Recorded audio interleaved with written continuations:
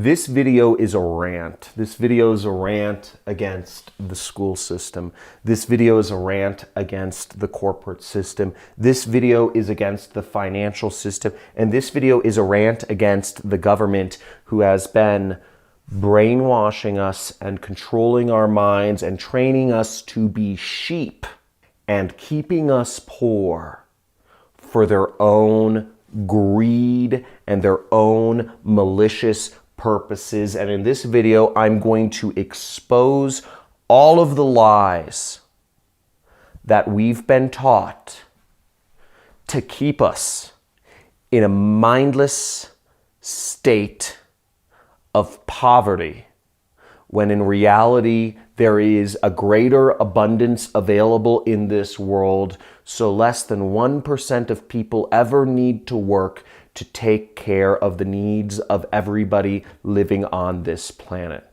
Stay tuned, and I'm going to expose the lies, and I'm going to tell you the truth about how the system we're living in was designed to keep us poor.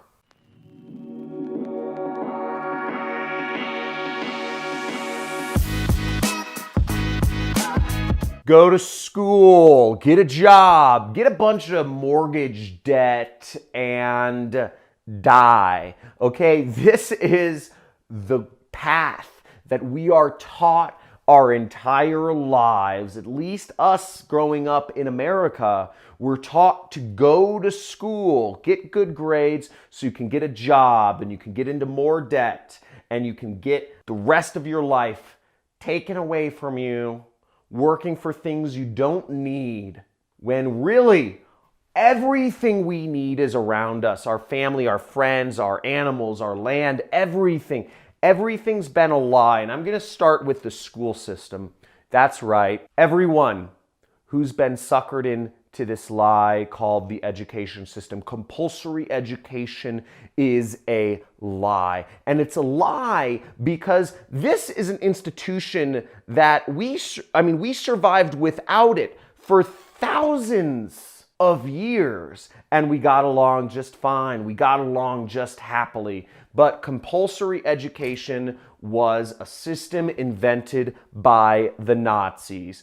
To be specific, it was invented by the Prussians after they lost to Napoleon in the War of 1812 or something like that. But the fact remains that it was invented by the Prussians, who became the Nazis, to brainwash their diverse set of states that all had different dialects of the same language. They all had slightly different beliefs and allegiances.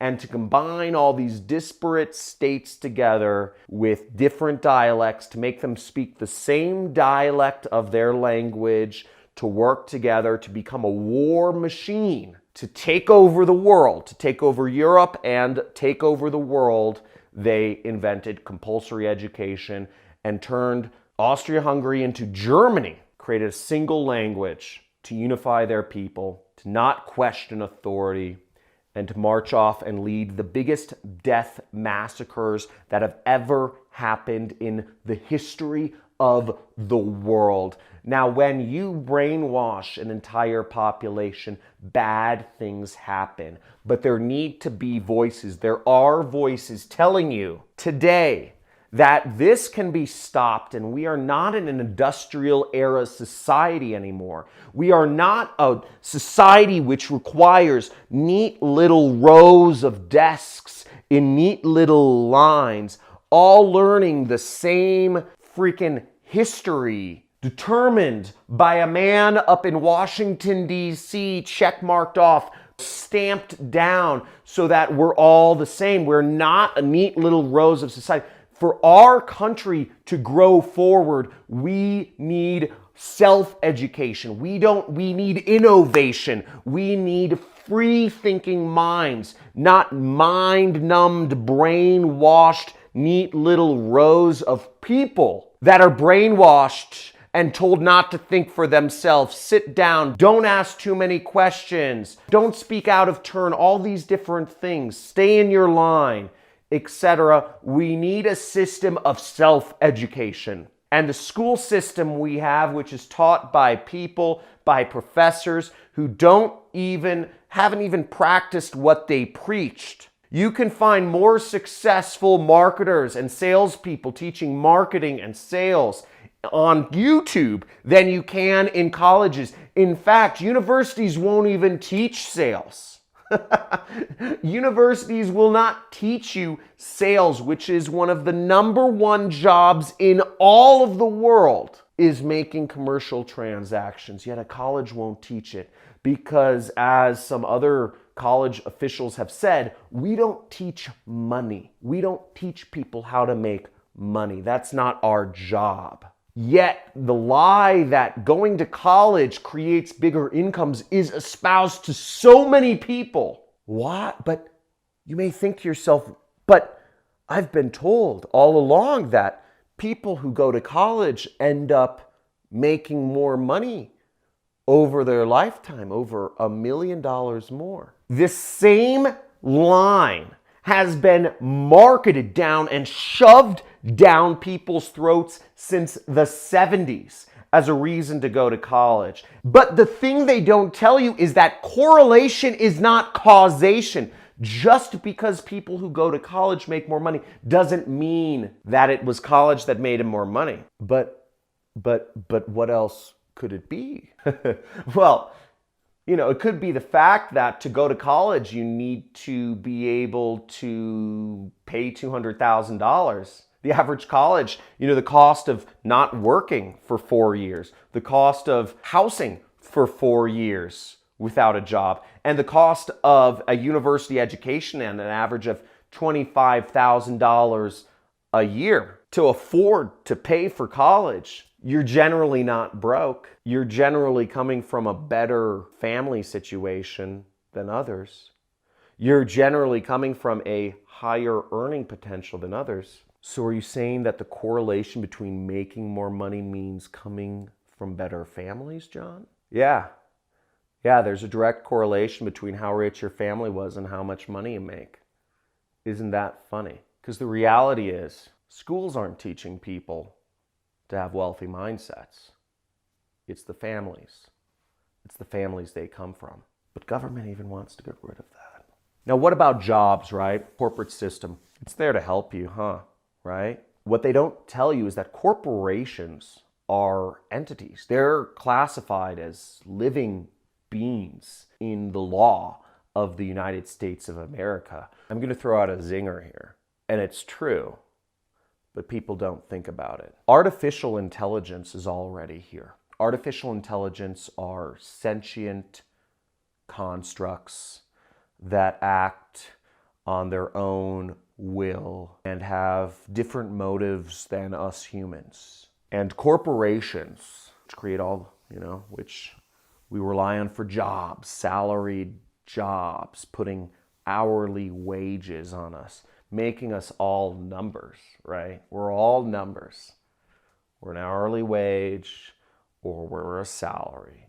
Corporations are sentient beings by the law. It's in the law. It's in the law of the US. Corporations are their own entities, and they are artificial intelligence. They think for themselves. Their motives are different than those of the people who even control them. They're different than their employees. They are their own things, and they are not necessarily working in our favor. Corporations are, unfortunately, or they could be, the next evolution of humanity. But we don't need to rely on them. And what we have to understand is, while you may enjoy your gym membership or your, pithy 401k that your corporation gives you, or your salary, or the other different types of things that your job does, corporations are not out to help you. In fact, corporations are actively seeking as hard as possible to get rid of the people that work for them. You're not their friend, and if you believe that you're going to become rich through working for a job, then you are sadly misinformed.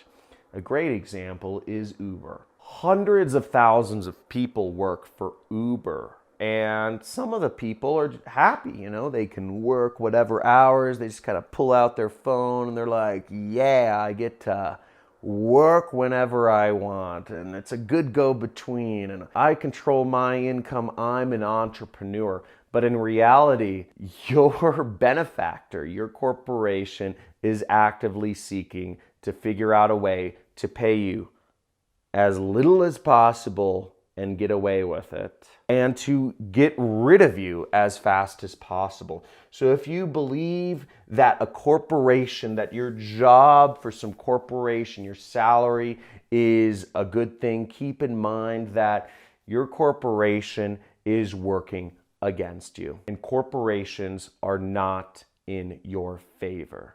The only way you can actually break free is you work for yourself. I work for myself because I want to live life. I want to enjoy life on human terms. I want to enjoy life with the things that I believe humans are meant to have, which is nature and family and friends. I've been able to experience my life, spend time with my dog, my cats, my family, traveling to Dubai, going to butterfly gardens, my brother, hiking in some of the most beautiful remote areas in the world, and enjoying weddings and whatnot. Spending time with those close to me is how I believe humans have always lived life, and I believe how we're meant to live life. While some people may be idealist and say, no, you gotta hustle, man, you gotta break through the stress. We have one life on this earth. We've been gifted it. We've been gifted a life on this earth. And if we live our lives trying to satisfy the whims of overlords, corporate overlords that are actively trying to get rid of us each day, then we are not living our lives the way we were meant to live our lives. I can't believe this. Now, everybody's broke, okay? Everybody's broke. You look at where everyone's money is, and nobody has any money. It's in debt. People have tons of money in their bank account, yet owe all of that money in mortgage debt. They have hundreds of thousands of dollars they owe in their mortgage. So even if you have money, you owe it back, okay? It's never yours. Because let's say you try to withdraw it, you can't withdraw it. I've tried. It took me months to get out some of my cash. They don't want to give you your money. I had to find, in all of LA, there are 2 banks that I had to reserve to get my money out 2 months in advance. They would not give me my money. And when I asked for over $10,000, they said, just letting you know, this gets reported to the Federal Trade Commission. That's right. If you try to withdraw more than $10,000, you're reported to the government. You're reported to Washington, D.C. Why? You're not meant to have your money. You're meant to be in debt. That's the way our financial system was designed. That's the way our banking system was designed. And that's the way capitalism was designed, is to keep you in debt, to not let you have control over your own money. And you can do something about it. I'm wearing the t-shirt. And last but not least is the government. Now, some people would say, America, we're the freest country in the world, man. Now, you've been hearing Trump lately talk about the fake news media. You think he's just talking about like CNN and ABC and NBC, right, man? Nah. What else is he talking about? He's saying Trump thinks Fox News or maybe the New York Times and some of the news magazines? He's talking about them too, right? Nah. So, who else is he referring to? It's way worse than you think. It's Facebook. It's Instagram. It's Google. It's Twitter. And it's YouTube. I don't believe that. I can post anything I want. Anybody can post anything they want, right? Yeah, mostly. And those are all private companies.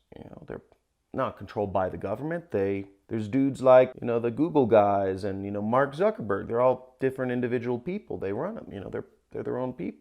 Lots of them are not even Republicans. They're Democrats. They don't work for the government. It's very nuanced.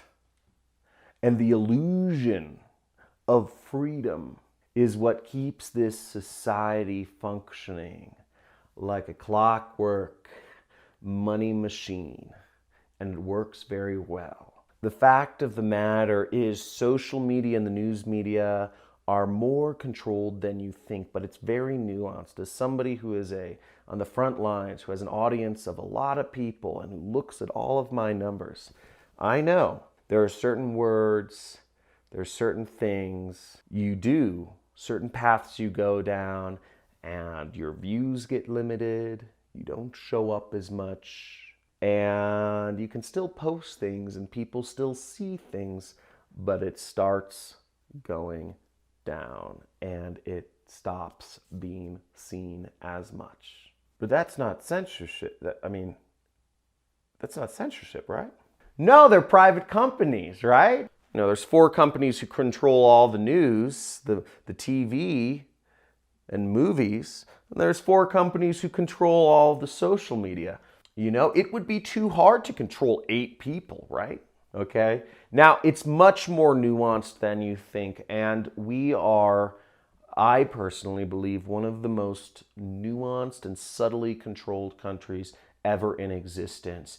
And it's very hard to do this video, but the reality is that we're in a system. All of these things are not built in your favor. All of these things are built to keep you down. And if you look at the situations of the masses, most people are working for a living and can never make enough money to survive.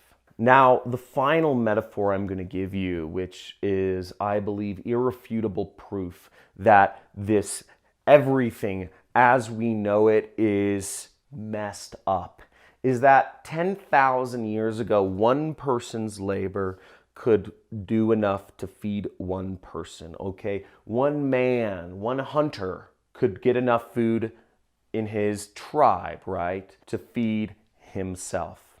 And a woman could get enough food foraging or farming or even hunting to feed herself. But we live in a different society. We have so many tools at our disposal. We have machines to harvest masses of crops. We invented farming. We invented machines. We invented software and automation. We invented genetic engineering to grow, corn used to be the size of your thumb.